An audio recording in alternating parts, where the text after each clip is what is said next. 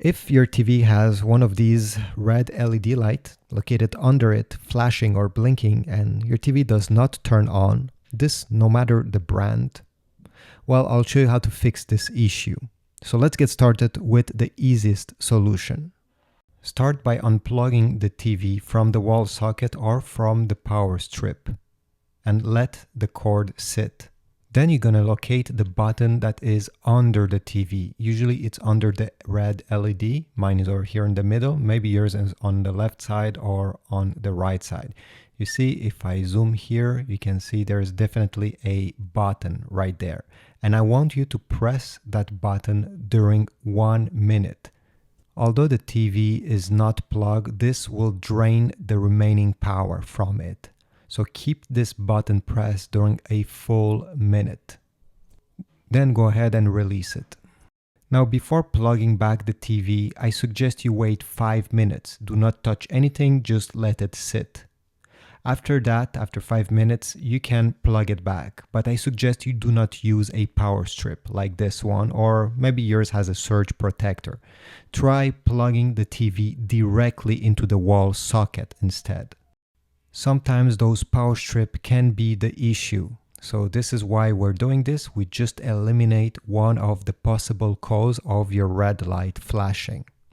And now it's time to turn on your TV. Turn it on using the power button located under the TV. Do not use the remote control. Hopefully this will solve your issue and you'll be good to go.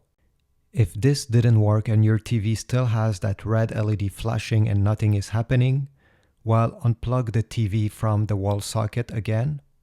On the back of the TV, unplug every single HDMI devices and cable that are connected.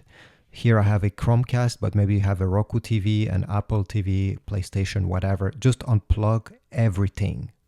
After doing this, go ahead and connect the TV back into the wall socket, turn it on, and see if it works.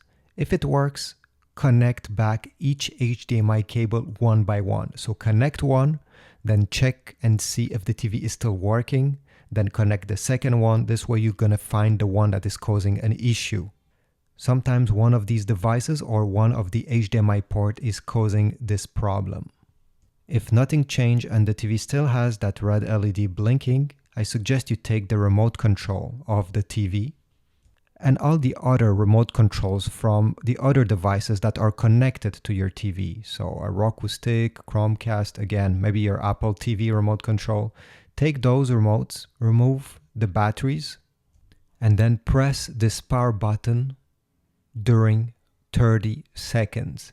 Again, this is just so we drain all the remaining energy from the remote control. After 30 seconds, remove your finger, and I suggest you press very hard on each button, because sometimes one of these buttons has some residue, some dust, some dirt that is trapped under it, and if one of these buttons is not making contact properly, it can affect the whole remote control. So go ahead, press very hard just to try to dislodge whatever was stuck. Then put back the batteries, and I suggest you use brand new batteries, because again, this could be one of the issue causing this problem. Even if you have still a bit of juice left in your batteries, if they're not full or almost full, some remote control won't work properly, unfortunately. Okay, now once you're done, go ahead, power on the TV, and if it's not working, try to do the same exact thing I just showed you with the other remote controls of the devices that are connected to your TV. Now, if nothing is working that I just showed you, the problem could be a hardware problem where you cannot simply fix it without opening the TV. There's many different components making a TV, and many of them, when they're failing, can cause this red blinking LED.